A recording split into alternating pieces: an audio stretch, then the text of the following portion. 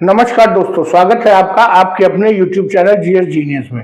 जैसा कि आप स्क्रीन पर देख रहे हैं, सिविल सर्विसेज क्रॉनिकल जनवरी 2025 का ये इशू है और इसमें नवंबर 2024 माह का जो है वो जो समसामयिक मुद्दे हैं उनका संकलन किया गया है। तो उसी क्रम में इसके कई वीडियोस मैं ऑलरेडी अपलोड कर चुका हूं। उसी क्रम में आज हम जो है अंतर्राष्ट्रीय मुद्दे, जो हमारे वैश्विक मुद्दे हैं, उनको हम आपके समक्ष प्रस्तुत करने जा रहे हैं। अगर आप हमारे चैनल पर नए हैं तो मैं आपको बता दूं कि इस चैनल पे फिजिकल ज्योग्राफी, इंडियन ज्योग्राफी और यूपी स्पेशल और करंट अफेयर्स के वीडियोस अपलोड किए जाते हैं रेगुलर। तो आप हमारे चैनल को अगर सब्सक्राइब कर लेंगे तो ये सभी वीडियो आपके पास नियमित आते रहेंगे और आपकी तैयारी को मजबूत बनाते रहेंगे। तो आइए मित्रों, शुरू करते हैं वैश्विक मुद्दे। इसमें जो सबसे पहला मुद्दा है वो है रूस का संशोधित परमाणु सिद्धांत। रूस ने हाल ही में अपना जो परमाणु सिद्धांत है, अर्थात जो न्यूक्लियर डॉक्ट्रिन है, उसको चेंज किया है और उसको ज्यादा व्यापक कर दिया है, जिससे वे आसानी से अपने नियमों के तहत न्यूक्लियर हमला कर सकते हैं। 19 नवंबर 2024 को राष्ट्रपति व्लादिमीर पुतिन ने रूस की परमाणु हथियार नीति में बदलाव को मंजूरी दी है और जो पश्चिमी देश अर्थात जो यूरोपियन कंट्रीज और यूएसए, जो कि इस समय यूक्रेन का साथ दे रहे हैं, न केवल आर्थिक रूप से, मनोवैज्ञानिक रूप से, बल्कि हथियार भी दे रहे हैं, उन सभी से कहा है कि इसको एक बार पढ़ लीजिए, ये आपके हित में नहीं है। और पुतिन ने रूस के परमाणु सिद्धांत को अद्यतन करने वाले एक आदेश पर हस्ताक्षर किए हैं। इसके पहले 2020 में इसको प्रकाशित किया गया था, अर्थात 2020 में इसको प्रकाशित करके बताया गया था कि ये हमारा डॉक्ट्रिन है, और उसको 2024 में चेंज कर दिया गया है। इससे लाभ क्या होगा रूस को कि परमाणु हथियारों के उपयोग के दायरे को व्यापक बना दिया है। भारत ने भी अपने न्यूक्लियर डॉक्ट्रिन में चेंज किया है।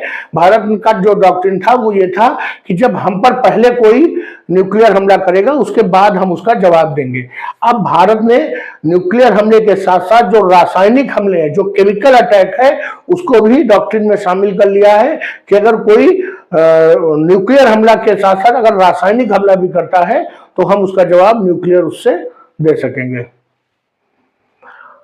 अमेरिका ने यूक्रेन को जो है रूस के अंदर सैन्य लक्ष्यों पर हमला करने के लिए लंबी दूरी की मिसाइल करने की अनुमति दी है क्या कि बाइडेन साहब तो जाने वाले हैं, उनका तो टाइम आ गया।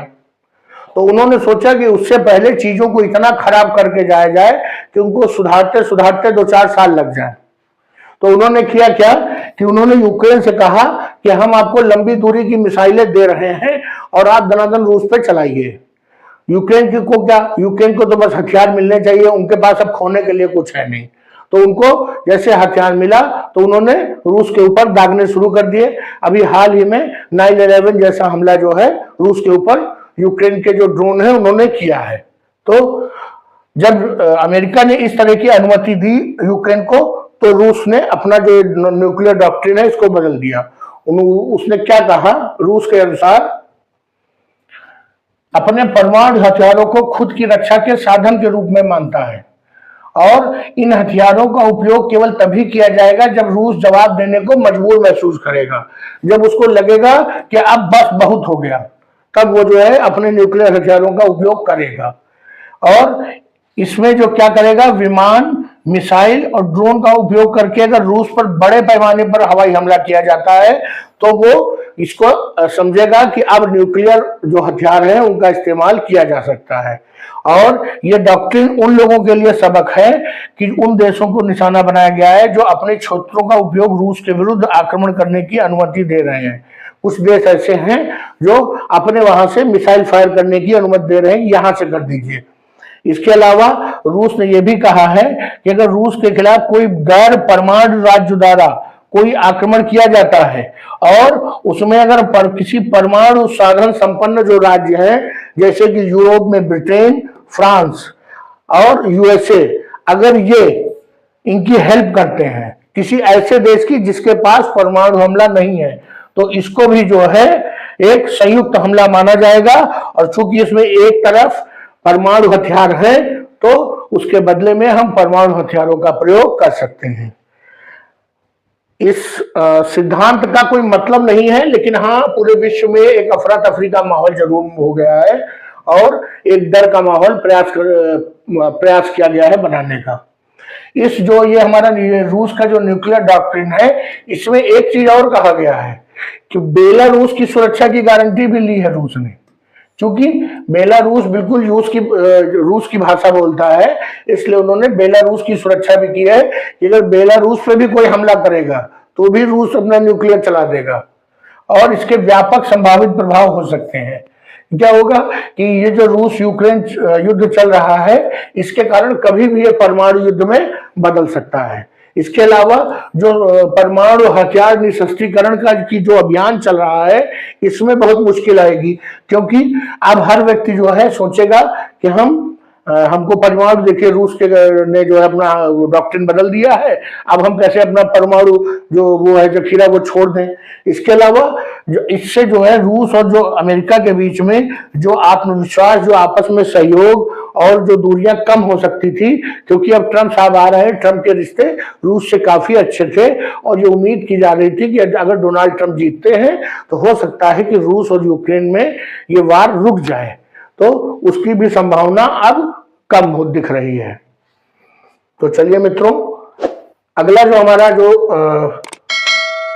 वैश्विक मुद्दा है कि अमेरिका में राष्ट्रपति चुनाव में रिपब्लिकन पार्टी की जीत हो गई है।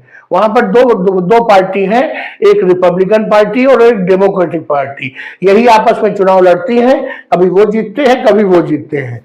भारत के विपरीत है व्यवस्था, भारत में 365 पार्टी हो सकती है, सब आपस में एक दूसरे से लड़ते हैं। अमेरिका में संपन्न हुए राष्ट्रपति चुनाव में रिपब्लिकन पार्टी के डोनाल्ड ट्रंप को अमेरिका का 37वां राष्ट्रपति चुन लिया गया है और जेडी वेंस जो हैं इनको उपराष्ट्रपति चुना गया है। भारत में जो राष्ट्र का राज्य प्रमुख होता है वो प्रधानमंत्री होता है, लेकिन संयुक्त राज्य अमेरिका में राष्ट्रपति जो है वो सरकार का प्रमुख होता है। राष्ट्रपति संघीय सरकार की कार्यकारी शाखा को निर्देश देता है और जो सशस्त्र बल होते हैं उनका कमांडर इन चीफ भी होता है। भारत में भी राष्ट्रपति होता है, लेकिन वो प्रधानमंत्री के हाथों में खेलता है। और निर्वाचित राष्ट्रपति अर्थात डोनाल्ड ट्रंप ने यह कह दिया है कि वह भारत के साथ अपने पिछले इतिहास को बढ़ाना चाहते हैं। जैसा कि हमें मालूम है कि जब बाइडेन के बनने के पहले जब डोनाल्ड ट्रंप भारत यूएसए के राष्ट्रपति थे, तो उन्होंने आखिरी आते तक भारत से उनके रिश्ते बहुत ही मधुर हो गए थे। और हमें वो सीन याद है कि जब एक स्टेडियम में मोदी और पुतिन ने पूरा जो है स्टेडियम का चक्कर आपस में हाथ पकड़ के एक साथ लगाया था और इसके मीम भी बने थे कि अब की बार ट्रंप सरकार, लेकिन ट्रंप सरकार में आए नहीं और जो है वो संबंध जो लग रहा था कि भारत यूएसए इतने नजदीक हो जाएंगे कि भारत रूस से दूर होता चला जाएगा, वो प्रक्रिया वहीं रुक गई थी। तो ट्रंप साहब चाहते हैं कि जैसे पहले व्यापारिक संबंध बढ़ रहे थे वैसे ही बढ़ना शुरू हो जाए, भारतीय कंपनियों के लिए और अधिक उनको तकनीक मुहैया कराई जाए और भारतीय रक्षा बलों के लिए और अधिक जो सैन्य हार्डवेयर है अर्थात जो रक्षा सामग्री है, जो टेक्नोलॉजी है, वो भारत को दी जाए। अमेरिकी जो राष्ट्रपति चुनाव है इसके बारे में बात करें तो एक साल पूर्व ही जो है दो जो मुख्य राजनीतिक दल है, डेमोक्रेट्स और रिपब्लिकन, ये एक साल पहले ही चुनाव अभियान शुरू कर देते हैं और टेलीविजन पर और सार्वजनिक जगहों पर आपस में बहस में भाग लेते हैं। टेलीविजन में यहाँ पर जो उम्मीदवार हैं वो खुद ही भाग लेते हैं। भारत की तरह नहीं है कि रोज शाम को दो अलग अलग चैनल पे अलग अलग पार्टी के कुछ छुटभैया नेता आके बैठ जाते हैं और उल्टे सीधे बयान देते हैं। वहां पर बड़ी जिम्मेदारी के साथ जो उम्मीदवार हैं वो जनता के सामना करते हैं और एक दूसरे का सामना करते हैं। और होता क्या है कि यहाँ पर दो प्रकार से जो मतदान होता है, एक प्राइमरी और एक कॉकस। इसमें जो पार्टी के सदस्य मतदान करते हैं वो सर्वश्रेष्ठ उम्मीदवार के लिए वो करते हैं। जो प्राइमरी के विपरीत जहां निवासी केवल अपने मतपत्र डालते हैं, जो प्राइमरी वाला जो चुनाव होता है उसमें जो ये होते हैं, जो मतदाता होते हैं वो अपना मतपत्र डालते हैं, लेकिन जो कॉकस होती है वहां एक स्थानीय सभा होती है और खुले तौर में जो मतदाता है वो ये तय करते हैं कि हम किस उम्मीदवार का समर्थन करेंगे और ये इनके उम्मीदवार कैसे डिसाइड होते हैं, तो जो दोनों पार्टियां हैं वो अपने लिए एक राष्ट्रीय सम्मेलन आयोजित करती हैं। उस सम्मेलन में ये डिसाइड होता है कि राष्ट्रपति पद का उम्मीदवार कौन होगा और उपराष्ट्रपति पद का उम्मीदवार कौन होगा। और देश भर में प्रत्येक राज्य में लोग राष्ट्रपति और उपराष्ट्रपति के लिए वोट करते हैं, जबकि भारत में राष्ट्रपति के लिए प्रत्यक्ष जो है निर्वाचन नहीं होता, अमेरिका में होता है। और अमेरिकी मतदान के लिए जाते हैं जब अमेरिकी, तो वास्तव में निर्वाचक नामक लोगों के एक समूह को वोट देते हैं जो निर्वाचक मंडल का निर्माण करता है। और किसी उम्मीदवार को अगर किसी राज्य में बहुमत प्राप्त हो जाता है तो माना जाएगा कि उस राज्य के समस्त वोट जो है उस प्रत्याशी को मिल गए। और निर्वाचक मंडल के माध्यम से कुल 538 निर्वाचक निर्वाचित होते हैं और प्रत्येक निर्वाचक एक वोट डालता है और जिसको भी 270 से ज्यादा वोट मिल जाते हैं वो जो है जीता माना जाता है। अर्थात first past the poll system लागू होता है। प्रत्येक 4 साल में एक निश्चित तिथि पर वहां चुनाव होते हैं। और कब होते हैं? नवंबर के पहले सोमवार के बाद पहले मंगलवार को जो है वहां पर चुनाव होते हैं। भारत की तरह नहीं है कि भारत में सत्तारूढ़ दल जब चाहता है पहले करा लेता है और चाहता है तो 2-4 महीना लेट करके माहौल बना लेता है अपने पास। आइए अगला पॉइंट देखते हैं। इजराइल के प्रधानमंत्री और हमास नेता के खिलाफ गिरफ्तारी वारंट। अंतर्राष्ट्रीय आपराधिक न्यायालय ने इजराइल के प्रधानमंत्री बेंजामिन नेतन्याहू और उनके पूर्व रक्षा मंत्री और हमास के कुछ अधिकारियों के खिलाफ गिरफ्तारी वारंट जारी किया है। करते रहिए, जब वो इम्प्लीमेंट ही करने वाला कोई नहीं है तो आप लाख गिरफ्तारी का वारंट जारी कर दीजिए। यह वारंट उन पर गाजा में युद्ध और अक्टूबर 2023 हमलों को लेकर युद्ध अपराध और मानवता के खिलाफ अपराध का आरोप लगाया गया है और फिलिस्तीनी क्षेत्र में जो इजराइल ने आक्रमण किया है उसके लिए नेतन्याहू पे जो है गिरफ्तारी वारंट जारी किया गया है। अब नेतन्याहू और उनके पूर्व रक्षा मंत्री और हमास के कुछ लड़ाके जो है अंतर्राष्ट्रीय स्तर पर वांटेड हो गए हैं और उम्मीद की जा रही है कि वो अलग थलग पड़ जाएंगे और उनका नुकसान होगा तो वो युद्ध बंद कर देंगे। ऐसा बिल्कुल नहीं होगा। इसके जो इसका यूएसए, इसका जो इजराइल का प्रमुख सहयोगी है और जो ये दोनों जो हैं ये अब जो अंतर्राष्ट्रीय आपराधिक न्यायालय है इसके सदस्य नहीं है, तो इनके ऊपर तो कोई प्रभाव ही नहीं पड़ेगा। और हमास के जिन नेताओं के खिलाफ उन्होंने गिरफ्तारी वारंट जारी किया है उनमें से अधिकांश को इजराइल ने ऐसे ही निपटा दिया है, उनके वारंट कट गया परमानेंट वाला। तो इस जो वारंट है अंतर्राष्ट्रीय आपराधिक न्यायालय का, इसका कोई बहुत ज्यादा खास मतलब नहीं है। और जो अमेरिकी राष्ट्रपति जो बाइडेन है उन्होंने अंतर्राष्ट्रीय आपराधिक न्यायालय की इसकी निंदा की है कि इस प्रकार के फालतू आदेशों की कोई जरूरत नहीं है। ये आईसीसी है क्या? अंतर्राष्ट्रीय क्रिमिनल कोर्ट है क्या? ये अंतिम उपाय वाली अदालत है जो केवल उन मामलों पर मुकदमा चलाती है जब घरेलू कानूनी प्रवर्तन अधिकारी जांच नहीं कर सकते या नहीं करना चाहते। अर्थात जब जो दायरा है वो राष्ट्र की सीमाओं के बाहर निकल जाता है तब जो है अंतर्राष्ट्रीय अपराध न्यायालय मुकदमा चलाती है, जिसका बहुत ज्यादा अर्थ नहीं रह गया है। आइए जो अंतर्राष्ट्रीय आपराधिक न्यायालय है इससे जुड़ा एक क्वेश्चन है उसको देखते हैं। तो क्वेश्चन है कि अंतर्राष्ट्रीय आपराधिक न्यायालय युद्ध अपराध, पहला देखिए युद्ध अपराध, दूसरा नरसंहार, तीसरा मानवता के विरुद्ध अपराध, चौथा आक्रामकता के अपराध के आरोपी व्यक्तियों की जांच मुकदमा चलाने के लिए स्थापित पहला अंतर्राष्ट्रीय स्थायी न्यायालय है। बिल्कुल सही है।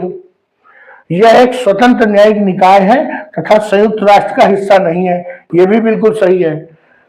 हालांकि संयुक्त राष्ट्र सुरक्षा परिषद कुछ स्थितियों में आईसीसी के अभियोजकों को संदर्भित कर सकता है।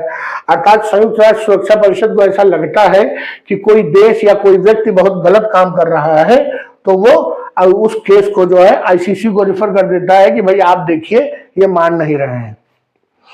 जो आईसीसी की स्थापना हुई थी वो 2002 की जो रोम संधि थे उसके माध्यम से किया गया था।